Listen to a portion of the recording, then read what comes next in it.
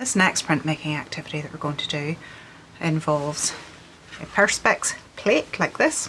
This is a piece of plastic from a picture frame. You can even use the bottom of a glass dish, you know, your sort of baking, cooking dishes, because the paints that you're using are non-toxic and they can be easily cleaned off afterwards. So this print is a mono print, and I'm just applying again some ready mixed paints to that. I decided I would jazz it up a bit and mix in some silver with one of my colours from earlier, which is the blue. And I'm just painting this on. You don't have to be too precious about this. If you had a roller, you could roller it on and get a nice smooth finish, but it's not everybody that has one of those around the house. So a rolling pin doesn't quite do the same job. You kind of need a printmaking roller to get it to go nice and smooth. So once you've got that reasonably coated, I actually quite like the texture here, particularly with using the two different colours of paint. So I'm happy enough to go with the sort of brush marks and things in it. So once you have got that coated in paint, you can take something like the end of a paintbrush or a cotton bud. Something like that, if it has a little point on it, will give you a very fine line, and I'm actually looking for a more solid line this time. But it's just to let you know that you can use finer sort of implements. But something that's going to give you, in this case I'm using a pen, so I am just drawing out a shape here. So I've finished drawing out my shape now. What I have drawn is a clock, which is a name for a large beetle. I've drawn something really simple because actually simple things work best with this. And what I settled on in the end for making my marks was this type of wooden skewer, but I didn't use the sharp end. If you wanted more detail, you could use the sharp end. But as I said, anything blunt's going to let you make those marks. So this time again I'm going to take a piece of paper and I'm going to drop that onto the plate, but unlike with the previous one where I was smoothing and putting a lot of pressure on, I literally just want to pat that to make sure that pretty much all of it has made contact with the page, and then I just peel back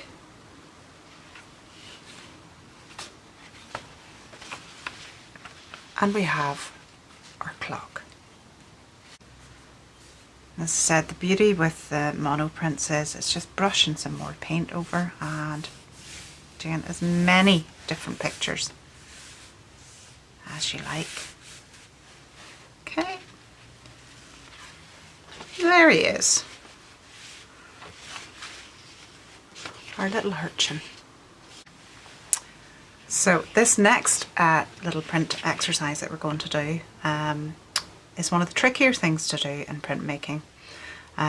Every time you make a print, you have to think about how it's going to be reversed, because if you imagine, if you have the thing this way, it's actually going to print this way. So when that comes to words and letters, that can cause problems. So we're going to do a little quick plate with this writing on it. For my wording for this one here, I started by laying out all my letters the correct way. Doing this upside down as well, which means I could get myself confused quite easily. So if you think about it, if you lay out, these are just these foam letters that you can buy pretty much anywhere. And they're great for this sort of thing. Unfortunately, they tend to mainly put them in capitals, which isn't so good if we're trying to teach words and things. But if you're fortunate enough to find them in lowercase, they're fantastic for this type of thing. So I would tend to lay out my words the way that I actually want them to come out at the end in the print. And in this case, what we're doing is we are going to apply it to a piece of cardboard. So I have done that just with some Pritt stick.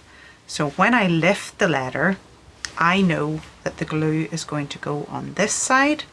So I lift the letter glue the side that is facing me, and then turn it round and put it at the opposite end. So if I've started over here, when I'm actually making the plate, I have to go to the other end. So it's that mirror thing. And actually, if you're unsure about what you're doing, check it in a mirror and see how it's looking. Okay, so that's how we create the plate.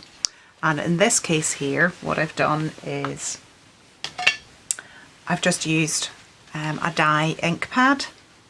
So if any of you were craft makers, card makers, you may have this type of ink pad around, or you might have one with the office supplies or the stationery, or perhaps there's an art set somewhere in the house that has an ink pad with it. If you don't have an ink pad, you can use the same methods that we used before with the sponge and the paint. But I just used this ink pad because it was nice and handy, and it also shows you a slightly different way of working where you're applying the ink in this way, patting it on. Whatever you're doing your inking up with doesn't have to be as big as your plate. You can use something small like this and just apply all over.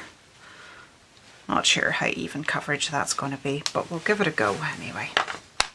And I'm going to pop the lid straight onto that ink because dye ink will dry up very quickly if you don't put the lid back on. So I'll get a piece of paper here and I'll just get this nice and centered.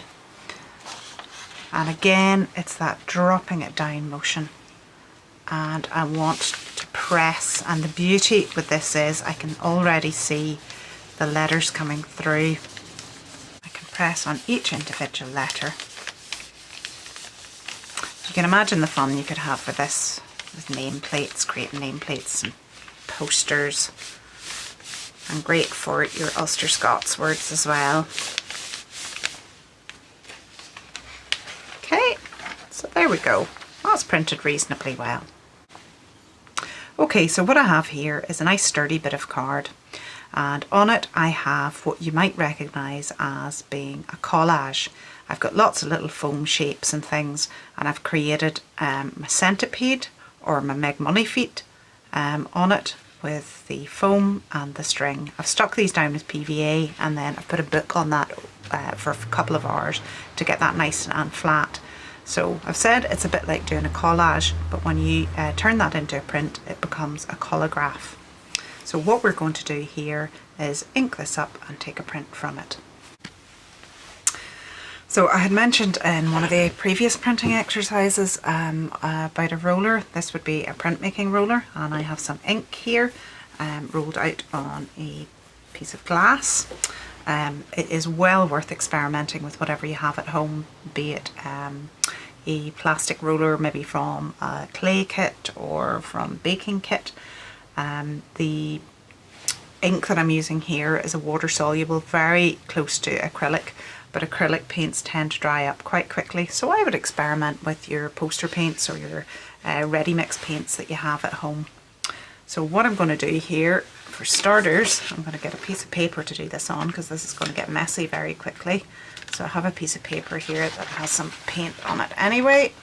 So I would tend to put down newspaper when I'm doing this. And what I want to do is get ink. I don't mind a bit if it goes on the plate. If you want to just focus on the surface of your Meg Money feet. You can see the way that's coming up nicely. It's pretty all well rollered there. And again, as we had mentioned before, you can print this in a couple of ways. You can either drop the page on top of that, or you can do it the other way around. I quite like doing it this way because you can sort of see where you're going roughly. So I'm going to take this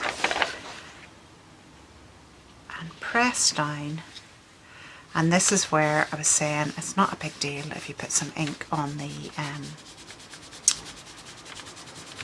actual card plate behind, because what we're going to do is we're going to really focus on the Meg Money feet himself. rather than worrying. And if a little bit of ink picks up from the background, no big deal. This is a little bit like doing sort of rubbings you would have done with a crayon. And there, we got all his legs, all his money feet.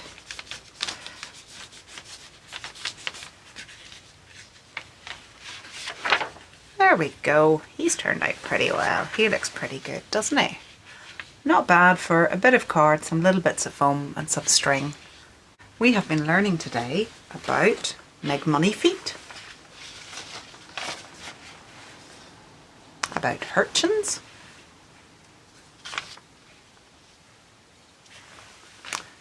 about puddocks and their puddock stools, and about our een, our lugs, our neb and our thrapple.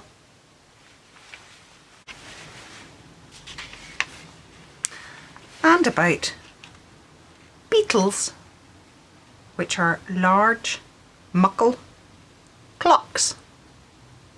Thank you very much for joining me for this session today, and I hope to maybe see you again.